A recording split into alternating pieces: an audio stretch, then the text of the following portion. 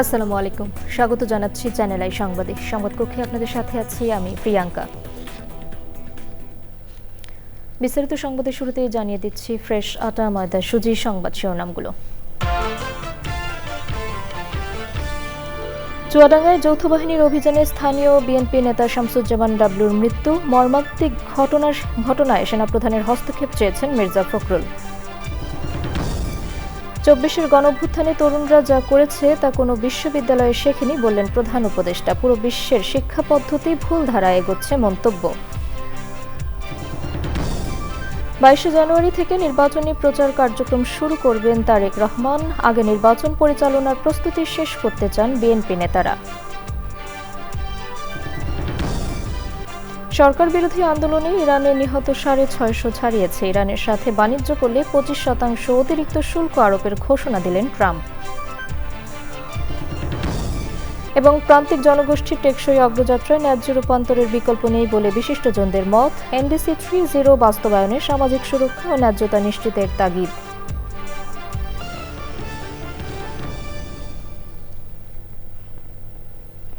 সংবাদ শিরোনামগুলো জানাচ্ছিলাম। এখনকার সংবাদ আয়োজন একই সঙ্গে চ্যানেল আই এর ইউটিউব চ্যানেল এবং চ্যানেল আই এর OTT প্ল্যাটফর্ম আই স্ক্রিনে লাইভ স্ট্রিমিং হচ্ছে।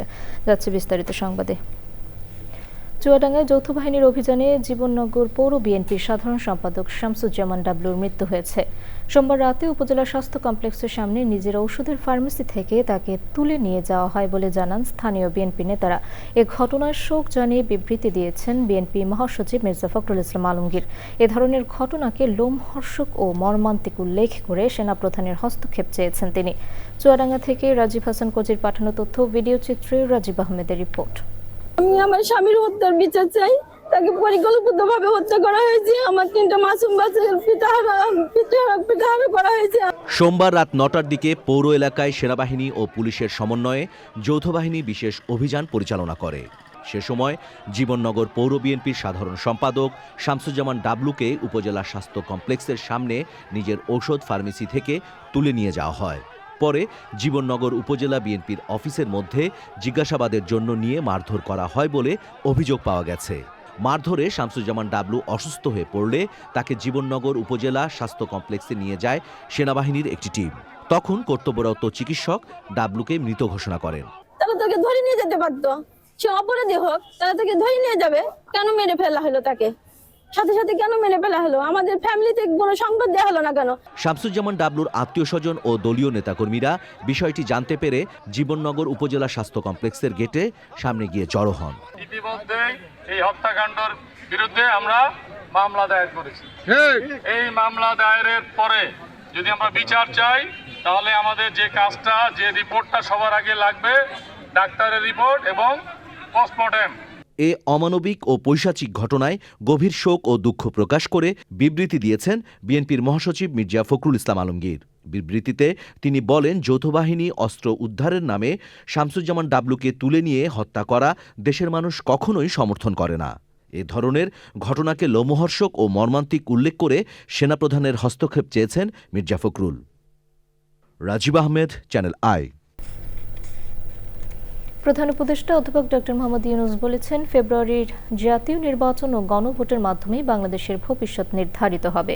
24-এর ছাত্র জনতা গণঅভ্যুত্থানের সময় তরুণরা যা করে দেখিয়েছে তা কোনো বিশ্ববিদ্যালয়ে শেখেনি বলে মন্তব্য করেন তিনি। অধ্যাপক ইউনূস বলেন, পুরো বিশ্বের শিক্ষা পদ্ধতি একটি ভুল ধারায় এগিয়ে যাচ্ছে, যেখানে চাকরি পাওয়াই সব। মোস্তফা মল্লিকের রিপোর্ট। ঢাকায় 3 দিনের এই সম্মেলনের শিরোনাম উচ্চশিক্ষার অবস্থা এবং ভবিষ্যতের পথের উপর দক্ষিণ এশীয় আঞ্চলিক সম্মেলন 2026। বিশ্ববিদ্যালয় মঞ্জুরি কমিশন UGC আয়োজিত সম্মেলন উদ্বোধন করেন প্রধান উপদেষ্টা অধ্যাপক ডক্টর মোহাম্মদ ইউনূস। অনুষ্ঠানে অংশ নিচ্ছেন যুক্তরাজ্য, মালদ্বীপ, মালয়েশিয়া, নেপাল, পাকিস্তান, শ্রীলঙ্কা ও বিশ্বব্যাংকের 30 জন আন্তর্জাতিক প্রতিনিধি।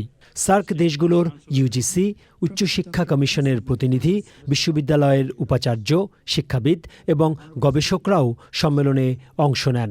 প্রধান উপদেষ্টা বলেন, দায়িত্ববোধের অংশ হিসেবে বাংলাদেশ এই সম্মেলনের আয়োজন করে। অথচ 8 দেশের সংগঠন সার্ক করাই হয়েছিল সবাই এক থাকার জন্য। to organize this as a part of SAARC. পরিকল্পনা এবং দায়িত্ববোধ থেকে এমন সম্মেলনের আয়োজন, এ ধরনের কর্মযজ্ঞের জন্যই আসলে সার্ক তৈরি করা হয়েছিল। সার্ককে আমরা ভুলে গেছি, এটা আমাদের জন্য লজ্জার। অথচ সার্ক করাই হয়েছিল আমরা একে অপরের কাছ থেকে শিখব।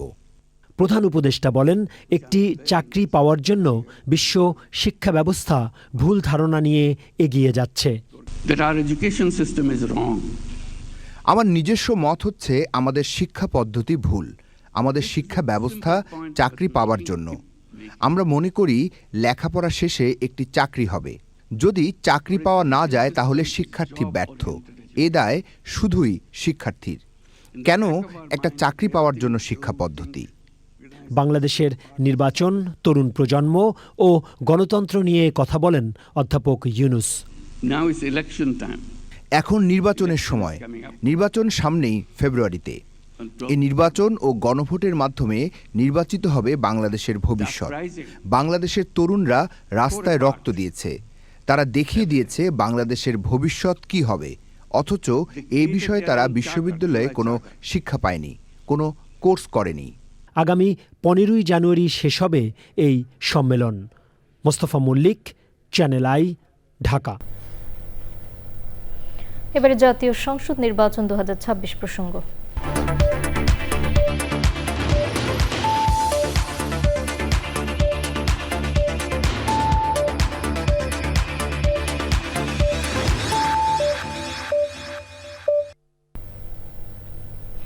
মনোনয়ন বাতিলের বিরুদ্ধে নির্বাচন কমিশনে আজও আপিল আবেদনের শুনানি চলছে। এ নিয়ে জানতে যাচ্ছে মিথিলা নাজনীনের কাছে। তিনি নির্বাচন ভবনেই আছেন। মিথিলা, নির্বাচন কমিশনে আপিল শুনানির সর্বশেষ তথ্য আমাদের বিস্তারিত জানাবেন।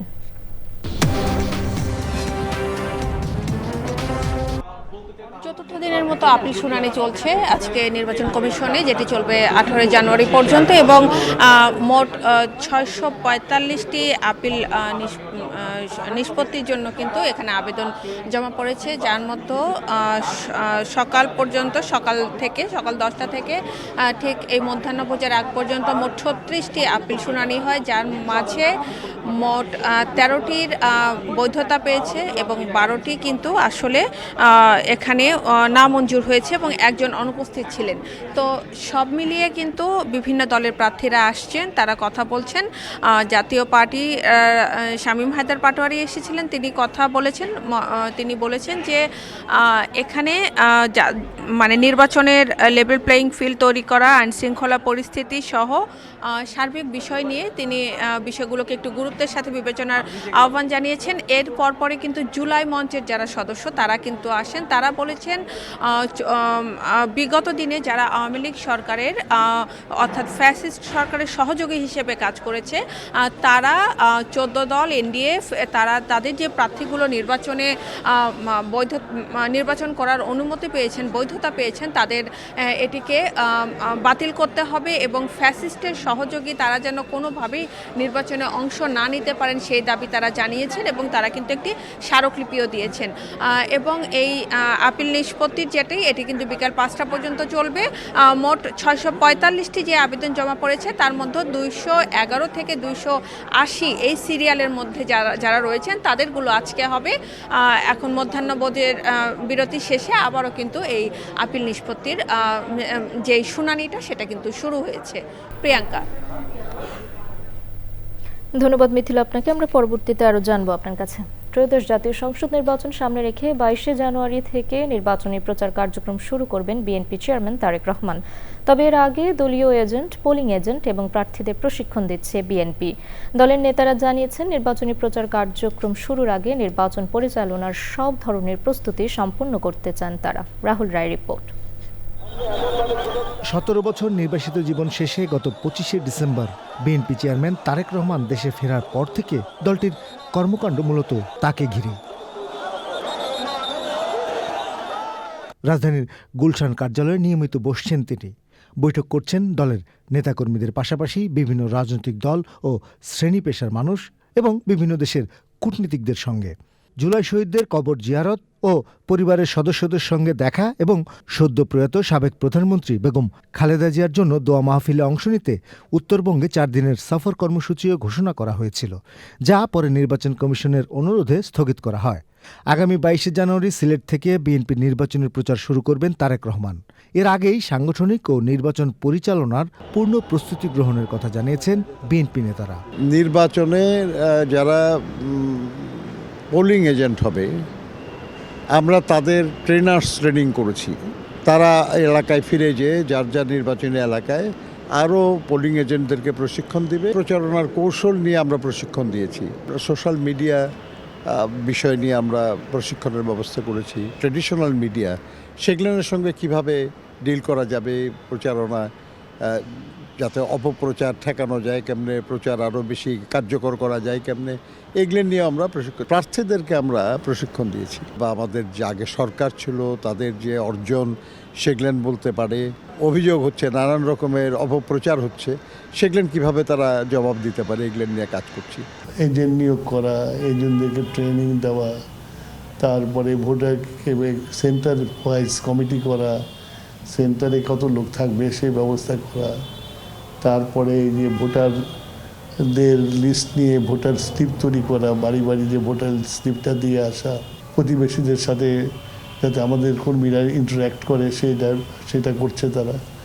এইভাবে এই কয়টা দিন 22 তারিখ পর্যন্ত আমাদের চলতে হবে। 22 তারিখের পরে আমরা ফুল ফ্লেজেড ক্যাম্পেইনে নামবো, মানুষের কাছে যাব, মানুষের কাছে ভোট চাইবো আর কি। বিএনপি নেতারা জানিয়েছেন নির্বাচনের জন্য সবচেয়ে সরব দল হিসেবে একটি সুষ্ঠু নির্বাচনের জন্য সব ধরনের সহযোগিতা করবেন দলের নেতাকর্মীরা। 22 তারিখে তো উনি যাবেন, ম্যাডামও করতেন, উনি সিলেটে থেকে উনি ওনার প্রচারণা শুরু করবেন। সেখানে ওখানে সিলেটে যেভাবে ওরা ব্যবস্থা করছে সেইভাবে উনি প্রচার করবেন আর কি। ওনার পক্ষে তো বাড়ি বাড়ি যাওয়া সম্ভব না, উনি হয়তো জনসভার মাধ্যমে বিএনপির পক্ষে ভোট চেয়ে প্রচারণা শুরু করবেন। শান্তিপূর্ণ, অবাধ এবং সুষ্ঠু নির্বাচন অনুষ্ঠানে আমরা কি সহযোগিতা করতে পারি? আমরা মনে করি যে এই দায়িত্ব নির্বাচন কমিশনের, এই দায়িত্ব সরকারের, কিন্তু রাজনৈতিক দল হিসাবে আমাদেরও কিছু দায়িত্ব আছে। সেই দায়িত্ব আমরা কিভাবে পালন করতে পারি এই নিয়েও আমরা আমাদের প্রার্থীদের সঙ্গে, আমাদের নেতৃবৃন্দের সঙ্গে আমরা কথা বলেছি। এই যে সময়টা, এই সময়টাকে আমরা এইভাবেই কাজে লাগানোর চেষ্টা করছি, যাতে করে যেদিন থেকে প্রচারণা শুরু হবে সেই দিন থেকে যেন অত্যন্ত কার্যকরভাবে আমাদের নেতাকর্মীরা এবং প্রার্থীরা নির্বাচনী কাজ করতে পারে। দলের সিনিয়র নেতারা জানিয়েছেন বিধিমালা মেনেই নির্বাচনী প্রচার কার্যক্রম পরিচালনা করবে বিএনপি। Rahul Roy, channel I, Dhaka. এবারে অন্যান্য সংবাদ। জামায়াত ইসলামীর আমির ডক্টর শফিকুর রহমানের সঙ্গে সাক্ষাৎ করেছে জার্মানির রাষ্ট্রদূত ডক্টর রুডিগার লটস। সকালে রাজধানীর বসুন্ধরায় আমিরে জামায়াতের কার্যালয়ে সাক্ষাৎ ও বৈঠক অনুষ্ঠিত হয়। এ সময় রাষ্ট্রদূতের সঙ্গে ছিলেন দূতাবাসের পলিটিক্যাল ও প্রেস অফিসার শার্লিনা নুজহাত কবির। বৈঠকে আসন্ন ত্রয়োদশ জাতীয় নির্বাচন বাংলাদেশের জন্য অত্যন্ত গুরুত্বপূর্ণ বলে উল্লেখ করা হয়। নির্বাচন অবাধ, সুষ্ঠু ও গ্রহণযোগ্যভাবে সম্পন্ন করার লক্ষ্যে জার্মানির সহযোগিতা ও কারিগরি সহায়তা কামনা করে জামায়াত। একই সঙ্গে বাংলাদেশের নারী সমাজের অধিকার সুরক্ষা, কর্মক্ষেত্রে দক্ষতা বৃদ্ধি এবং সার্বিক উন্নয়নে জার্মানির অব্যাহত সমর্থনের প্রত্যাশা ব্যক্ত করা হয়।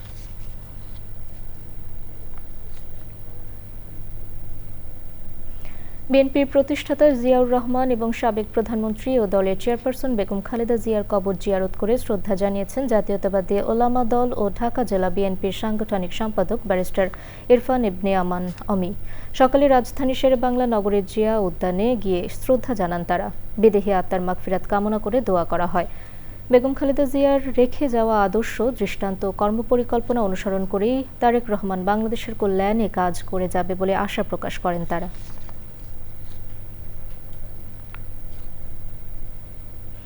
ইরান জুড়ে চলা সরকার বিরোধী আন্দোলনে নিহতের সংখ্যা 650 ছাড়িয়েছে। ইরানের সাথে বাণিজ্যিক সম্পর্ক রয়েছে এমন দেশগুলোর পণ্যে 25% অতিরিক্ত শুল্ক আরোপের ঘোষণা দিয়েছেন মার্কিন প্রেসিডেন্ট ডোনাল্ড ট্রাম্প। দুদেশের মধ্যে আলোচনার পথ খোলা রাখার কথা জানিয়ে ইরানের পররাষ্ট্র মন্ত্রণালয় বলেছে, ইরান সংলাপ চায়, তবে বিদেশি হস্তক্ষেপ মেনে নেওয়া হবে না। সুদীপ্তা মাহমুদের রিপোর্ট। ইরানে ১৬ দিন ধরে চলা বিক্ষোভে প্রতিদিনই ঘটছে সহিংসতা, হতাহত হচ্ছেন অনেকে। নরওয়ে ভিত্তিক মানবাধিকার সংস্থা ইরান হিউম্যান রাইটস জানিয়েছে, বিক্ষোভে এ পর্যন্ত প্রাণ হারিয়েছেন কমপক্ষে ৬৫০ জন। যুক্তরাষ্ট্রভিত্তিক মানবাধিকার সংস্থা HRAN এর হিসেবে ১০,৫০০-এর বেশি বিক্ষোভকারীকে গ্রেপ্তার করা হয়েছে। ইরান সরকারের দাবি, বিক্ষোভে নিরাপত্তা বাহিনীর ১০৯ সদস্য নিহত হয়েছেন, তবে বিক্ষোভকারীদের হতাহতের সংখ্যা উল্লেখ করেনি তারা। সরকার বিরোধী বিক্ষোভে অংশ নেওয়ায় ইরফান সুলতানি নামে ২৬ বছর বয়সী এক তরুণের মৃত্যুদণ্ড কার্যকর করতে যাচ্ছে ইরান সরকার। দেশটির দুটি মানবাধিকার সংস্থা জানিয়েছে, ১৪ জানুয়ারি ইরফানের মৃত্যুদণ্ড কার্যকর করা হবে বলে তার পরিবারকে জানানো হয়। ইরানে বিক্ষোভকারীদের ওপর দমন-পীড়ন চলছে উল্লেখ করে দেশটিতে সামরিক হামলার হুমকি দিচ্ছেন মার্কিন প্রেসিডেন্ট ডোনাল্ড ট্রাম্প। ইরানের পররাষ্ট্রমন্ত্রী আব্বাস আরাকচি বলেছেন, সামরিক হস্তক্ষেপের জন্য যুক্তরাষ্ট্রের কাছে অজুহাত তুলে দিতেই দেশজুড়ে রক্তাক্ত বিক্ষোভ। তিনি আরও বলেছেন, যুদ্ধের জন্য প্রস্তুতি থাকলেও যুদ্ধ চায় না ইরান, তবে ইরান বিদেশি হস্তক্ষেপও মেনে নেবে না। সংবাদ মাধ্যম ওয়াল স্ট্রিট জার্নাল জানিয়েছে, ইরানের বিরুদ্ধে পদক্ষেপ নিতে বিভিন্ন বিকল্প তৈরি রেখেছে যুক্তরাষ্ট্র। We're watching the situation very carefully. I've made the statement very strongly that if they start killing people like they have in the past, we will get involved. We'll be hitting them very hard where it hurts. এর মধ্যে রয়েছে সামরিক হামলা, গোপন cyber অস্ত্রের ব্যবহার, তেহরানের ওপর নিষেধাজ্ঞা আরও বাড়ানো এবং সরকার বিরোধী পক্ষকে সহায়তা দেওয়া। ইরানের সাথে বাণিজ্যিক সম্পর্ক থাকা দেশগুলোর ওপর অতিরিক্ত 25% শুল্ক আরোপের ঘোষণা দিয়েছেন ডোনাল্ড ট্রাম্প। সোশ্যাল মিডিয়ায় দেওয়া পোস্টে এই ঘোষণা দিলেও কোনো দেশের নাম উল্লেখ করেননি তিনি। অর্থনৈতিক তথ্যভাণ্ডার ট্রেডিং ইকোনমিক্স বলছে, ইরানের সাথে বাণিজ্যে শীর্ষে রয়েছে চীন, এরপর রয়েছে ইরাক, সংযুক্ত আরব আমিরাত, তুরস্ক ও Bharat. Sudipta Mahmud, channel I. Paris চুক্তি অনুযায়ী এনডিসি ৩.০ বাস্তবায়নে ন্যায্য রূপান্তর প্রক্রিয়া নিশ্চিতের বিকল্প নেই বলেছেন প্রকৃতি বন্ধু বীর মুক্তিযোদ্ধা মুকিত মজুমদার বাবু। প্রথাগত অর্থনীতি ও সমাজ ব্যবস্থার বিপরীতে পরিবেশ বান্ধব ব্যবস্থাপনা নিশ্চিতে বিশ্বজুড়ে যখন জোর তাগিদ, তখন সার্বিক জনগোষ্ঠীর মূল স্রোত ও সুবিধার আওতায় রাখতে প্রকৃতি ও জীবন ফাউন্ডেশন এবং জেটিবিএস প্রামাণ্যচিত্রে সচেতনতার বার্তা। বিস্তারিত মোশাহিদ রনির রিপোর্টে।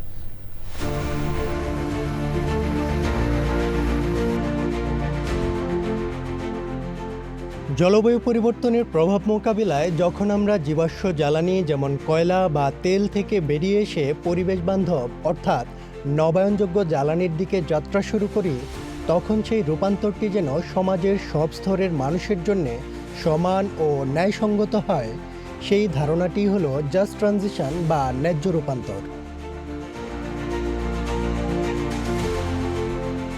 চলতি বছরের নভেম্বরে বাংলাদেশ আনুষ্ঠানিকভাবে স্বল্পোন্নত দেশ থেকে উত্তরণ পেতে যাচ্ছে। এই উত্তরণের সন্ধিক্ষণে দাঁড়িয়ে জলবায়ু পরিবর্তনের প্রভাব এবং বৈশ্বিক সবুজ অর্থনীতির চাহিদার সাথে খাপ খাইয়ে নিতে বাংলাদেশ তার শিল্প ও জ্বালানি খাতে আমূল পরিবর্তন আনছে। এই পরিবর্তনের প্রক্রিয়ায় শ্রমিক কিংবা অন্যান্য জনগোষ্ঠীকে ক্ষতিমুক্ত রাখতে প্রয়োজনীয় সচেতনতা ও কার্যকর উদ্যোগ নিশ্চিতে ন্যায্য রূপান্তর নিয়ে প্রকৃতি ও জীবন ফাউন্ডেশন এবং জাস্ট ট্রানজিশন বাংলাদেশ সেন্টার নির্মাণ করেছে সময়োপযোগী প্রামাণ্যচিত্র। To meet its NDC 3.0 goals, Bangladesh requires USD 116.18 billion in total. এমন উদ্যোগে শ্রম খাতের সামাজিক সুরক্ষা এবং ন্যায্যতা নিশ্চিতের পাশাপাশি পরিবেশ বান্ধব প্রযুক্তির প্রসার হবে বলে মত সুধীজনদের। শ্রমিক শ্রেণীর যে কনসার্নগুলো আসছে, তাদের জীবিকা নিরাপত্তার যে উদ্বেগ এখানে আসছে, তাদের যে চাহিদার কথাটা আসছে, সেটা ওনারা বিবেচনা করতে পারবে। একই সাথে আমরা পরিবেশ বন এবং জলবায়ু পরিবর্তন মন্ত্রণালয়ের সাথে অভ্যন্তরীণ কাজ করতে হবে। তাপমাত্রা বৃদ্ধির ফলে শুধুমাত্র যে শ্রমিক বা যা কর্মজীবী জনগোষ্ঠী তারা আক্রান্ত ক্ষতিগ্রস্ত শিকার হবে এরকম না, সারা প্রকৃতিও কিন্তু পশু পাখি এরাও কিন্তু এই বিরাট চ্যালেঞ্জ এবং শারীরিকভাবে সব একটা পরিস্থিতির শিকার হবে। এনডিসির আলোকে সেটা নিয়ে আমরা কাজ করার সুযোগ রয়েছে। প্যারিস চুক্তির বিপরীতে এনডিসি 3.0 বাস্তবায়নে যখন জোর তাগিদ, তখন প্রান্তিক জনপদ ও মানুষের সমন্বিত টেকসই অগ্রযাত্রা নিশ্চিতে ন্যায্য রূপান্তর প্রক্রিয়ার বিকল্প নেই বলছেন প্রকৃতি বন্ধু বীর মুক্তিযোদ্ধা মুকিত মজুমদার বাবু। সাধারণ মানুষ কিন্তু এই ব্যাপারগুলো সেভাবে বোঝে না। জলবায়ুর পরিবর্তনে আমাদের কি ক্ষতি হচ্ছে কিংবা আমাদের নানা ধরনের যে আমরা কাজ করি সেই কাজে তারা কতটুকু ক্ষতিগ্রস্ত হচ্ছে এবং এখানে অটোমেশনের কারণে তারা কি পরিমাণ জব হারাচ্ছে কিংবা ভবিষ্যতে তারা কোন জায়গায় যাবে, তাদের স্কিল এবং তাদের ডেভেলপমেন্ট সব কিছু মিলিয়ে কিন্তু এখানে একটা বিশাল একটার সাথে একটা জড়িত। সেই জায়গাটাকে অ্যাড্রেস করার জন্য কিন্তু এই ডকুমেন্টারিটা জাস্টিস ফর ট্রানজিশন, এবং এই ডকুমেন্টারিটা যখনই খুব বেশি দেখানো হবে তাহলে কিন্তু মানুষের একটা ধারণা পরিষ্কার হবে যে আসলে এই ব্যাপারটি আমাদের জন্য কতটুকু জরুরি। ব্যাপারটি যত ছড়িয়ে দিতে পারি আমরা সবার মাঝে, ততই কিন্তু দেশ এবং মানুষ উপকৃত হবে। আমাদের দিক থেকে আমরা যেটা করছি সেটা তো করবই, পাশাপাশি অন্যদেরও সম্পৃক্ত করতে হবে। সচেতনতার বৃদ্ধির বিকল্প নাই, পাশাপাশি তার সাথে বিভিন্ন কার্যক্রম, সেই কার্যক্রমগুলোও আমাদের হাতে নিতে হবে। এটাই হলো মূল কথা। তথ্য বলছে 2041 সালের মধ্যে 40% নবায়নযোগ্য জ্বালানি এবং 2030 সালের মধ্যে 4.1 মিলিয়ন সবুজ কর্মসংস্থান তৈরির লক্ষ্যমাত্রা রয়েছে বাংলাদেশের। যথাযথ উদ্যোগে ত্বরান্বিত হবে ন্যায্য রূপান্তর, এমন প্রত্যাশা বিশ্লেষকদের। Moshahid Roni, channel I, Dhaka. এবারে নিটল টাটা কৃষি সংবাদ।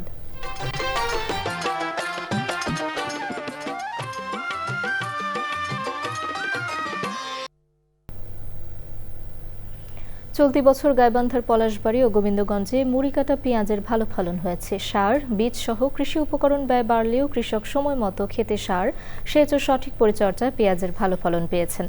বাজার দর প্রত্যাশার চেয়ে বেশি পাওয়ায় পেঁয়াজ চাষে আর্থিকভাবে লাভবান হচ্ছেন তারা। এবারে প্রকৃতি সংবাদ।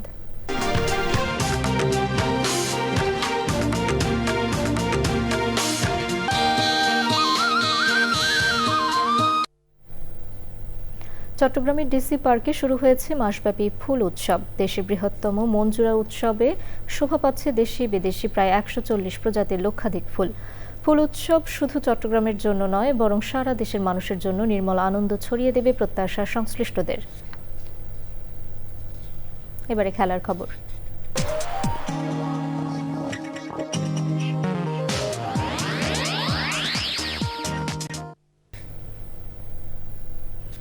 বাংলাদেশের আবেদনের প্রেক্ষিতে আসন্ন টি-20 বিশ্বকাপে বাংলাদেশের ম্যাচগুলোর ভেন্যু পরিবর্তন হওয়ার ইঙ্গিত দিয়েছে ভারতীয় কিছু গণমাধ্যম। এ বিষয়ে আইসিসি চূড়ান্ত চিঠির অপেক্ষায় রয়েছে বাংলাদেশ ক্রিকেট বোর্ড বিসিবি। সংবাদ বিজ্ঞপ্তিতে সোমবার রাতে বিসিবি জানিয়েছে টাইগারদের ম্যাচের নতুন করে ভেন্যু পরিবর্তন হলেও সেটি এখনও অফিসিয়ালি বিসিবির কাছে আসেনি। বোর্ড সেটির অপেক্ষায় রয়েছে এবং সে চিঠি বিবেচনা করে পরবর্তী সিদ্ধান্ত নেবে বাংলাদেশের ক্রিকেট বোর্ড। দর্শক, সবশেষে ফ্রেশ আটা ময়দা সুজি সংবাদ শিরোনামগুলো জানিয়ে দিচ্ছি আরও একবার। চুয়াডাঙ্গায় যৌথ বাহিনীর অভিযানে স্থানীয় বিএনপি নেতা শামসুজ্জামান ডাবলুর মৃত্যু। মর্মান্তিক ঘটনায় সেনাপ্রধানের হস্তক্ষেপ চেয়েছেন মির্জা ফখরুল। 24-এর গণঅভ্যুত্থানে তরুণরা যা করেছে তা কোনো বিশ্ববিদ্যালয়ে শেখেনি বললেন প্রধান উপদেষ্টা। পুরো বিশ্বের শিক্ষা পদ্ধতি ভুল ধারায় এগোচ্ছে মন্তব্য। 22 জানুয়ারি থেকে নির্বাচনী প্রচার কার্যক্রম শুরু করবেন তারেক রহমান। আগে নির্বাচন পরিচালনার প্রস্তুতি শেষ করতে চান বিএনপি নেতারা। সরকার বিরোধী আন্দোলনে ইরানে নিহত 650 ছাড়িয়েছে। ইরানের সাথে বাণিজ্য করলে 25% অতিরিক্ত শুল্ক আরোপের ঘোষণা দিলেন ট্রাম্প। এবং প্রান্তিক জনগোষ্ঠীর টেকসই অগ্রযাত্রায় ন্যায্য রূপান্তরের বিকল্প নেই বলে বিশিষ্টজনদের মত। এনডিসি 3.0 বাস্তবায়নে সামাজিক সুরক্ষা ও ন্যায্যতা নিশ্চিতের তাগিদ।